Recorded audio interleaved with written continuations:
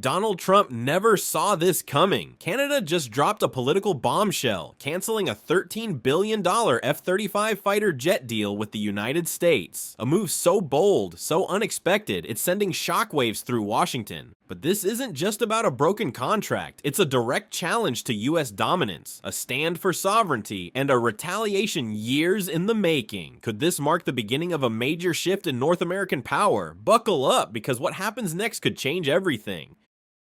Setting the stage, Canada's breaking point.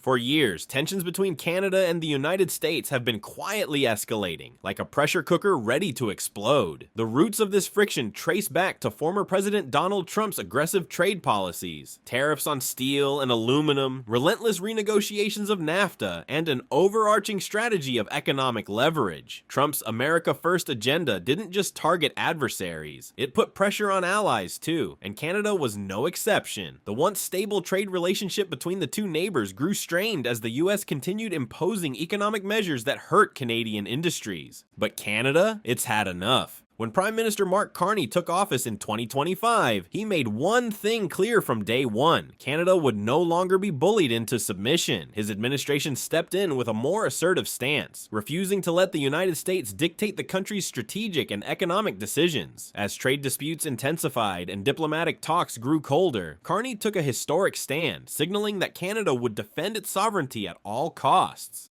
Our country's strategic interests will never be shaped by unilateral pressure or threats, he declared in a bold public statement. It was a message aimed directly at Washington, a warning that Canada was ready to push back. But strong words are one thing. Actions, that's where this story takes a dramatic turn. In a move that stunned political analysts and military experts alike, Canada just halted its massive $13 billion purchase of 88 Lockheed Martin F-35 fighter jets, a deal that had been years in the making. The F-35 was meant to be the future of the Royal Canadian Air Force, a long-awaited modernization of Canada's aerial defense capabilities. Yet, after months of deliberation behind closed doors, Carney's government made the bombshell decision to walk away from the deal entirely. But why? What pushed Canada to make such a drastic move? And more importantly, what does this mean for North America's military landscape? This isn't just a defense contract being scrapped. This decision sends a powerful message. Canada is breaking away from American influence, and the consequences could be seismic. Let's break it down.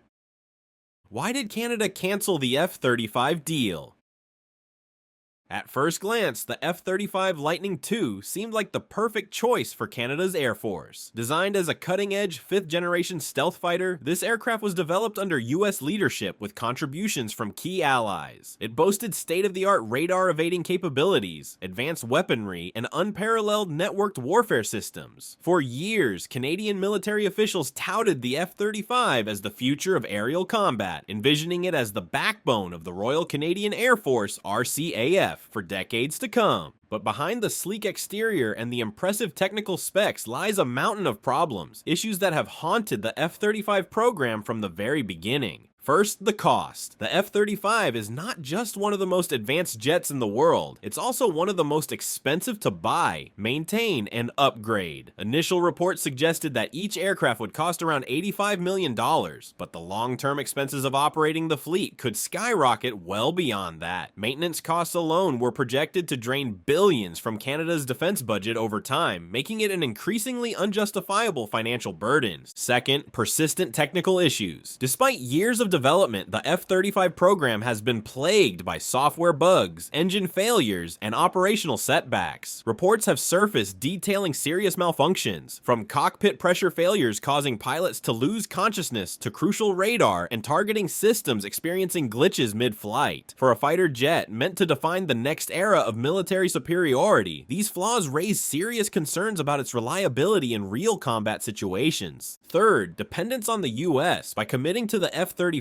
Canada would have been fully reliant on American defense infrastructure, from spare parts and maintenance to software updates controlled by the Pentagon. If relations with Washington soured, or if the US decided to prioritize its own fleet over Canadian needs, Ottawa would have been left vulnerable with an aircraft that it couldn't fully operate on its own terms. For a country striving for greater military independence, this was a major red flag. But none of these concerns compared to the final tipping point, the one factor that forced Canada to walk away: Trump's relentless economic pressure. For years, Canada had endured tariffs, trade disputes, and economic arm twisting from Washington. Trump's administration imposed heavy steel and aluminum tariffs, hurting Canadian industries and causing billions in losses. Trade talks over NAFTA had been tense and aggressive, forcing Canada to make concessions that many saw as one-sided victories for the US. And while Ottawa continued trying to negotiate fairer terms, Washington's stance remained clear: America first, allies second. So Canada decided to fight back. If the US was going to weaponize trade, then Canada would retaliate by withholding defense dollars. By scrapping the $13 billion F-35 deal, Canada sent a clear message: we will not fund a military program that makes us dependent on a country that treats us as an economic target. A bold, risky move. But is it the right one? As Canada explores European alternatives and considers strengthening its own defense industry, the world is watching. Will this be the beginning of a new era of military independence for Canada, or will it come back to haunt the country in the long run? One thing is certain: this decision has changed everything. What's next? Canada's military shakeup. So what now? With the F-35 deal scrapped, does Canada leave its Air Force vulnerable? Absolutely not. While walking away from a $13 billion investment is a massive decision, it does not mean Canada is backing down on modernizing its military. Instead, the country is shifting gears, exploring new alliances and alternative aircraft that could better serve its strategic interests, without the political baggage of US dependency. For years, Canada had been tied to American military procurement, but this move signals a potential break from that tradition. With tensions rising over trade and defense policies, Ottawa is now considering a closer military partnership with Europe, looking at fighter jets that are not under Washington's control. So what are Canada's options? Saab Gripen, a Swedish-designed fighter jet known for being cost-effective, easy to maintain, and highly versatile. Unlike the F-35, which requires complex infrastructure and constant US oversight, the Gripen is designed for independent operations, meaning Canada could maintain and upgrade the fleet without waiting for approval from Washington. Eurofighter Typhoon, a multi-role fighter developed by Germany, the UK, Italy, and Spain. This aircraft has proven itself in multiple combat scenarios and offers strong air superiority capabilities. By choosing the Eurofighter, Canada could solidify ties with European defense coalitions, gaining access to a more diversified weapons supply chain. Dassault Rafale, France's premier fighter jet, known for its combat effectiveness, advanced technology, and compatibility with NATO operations. France has long been a proponent of European military independence from US influence, making this an attractive choice for Canada as it seeks to lessen its reliance on Washington. And if Canada follows through on purchasing European-made jets, this could mark the beginning of a major shift in military alliances. Such a move would strengthen Canada's defense cooperation with Europe, giving it more flexibility in decision-making without US interference. But it's not just about the jets, it's about a bigger strategic realignment.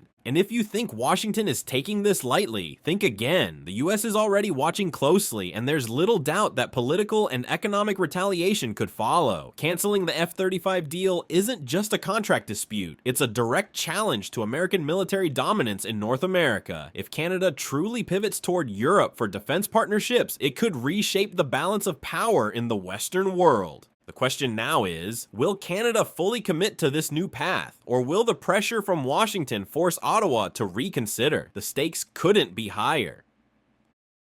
US reaction, Trump's response, and possible fallout.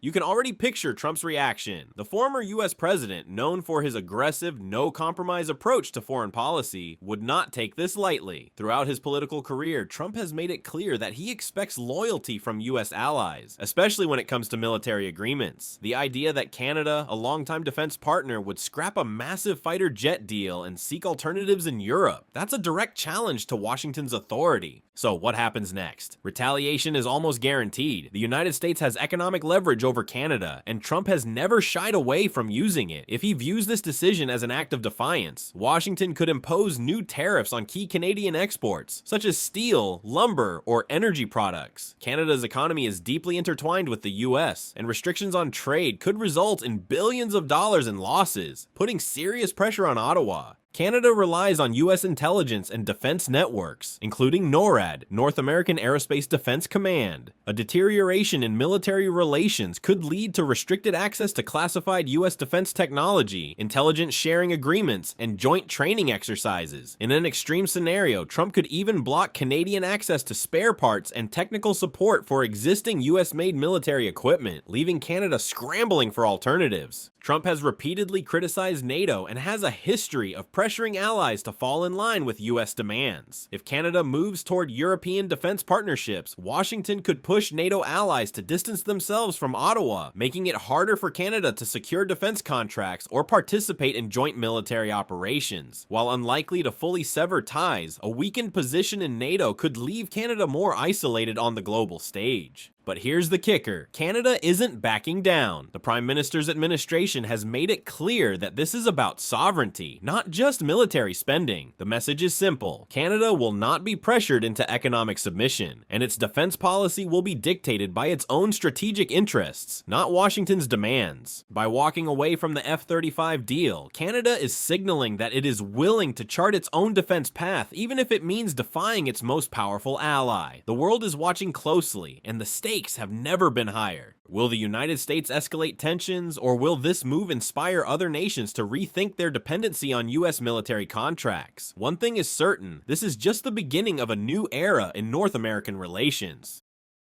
The bigger picture, a shift in global power.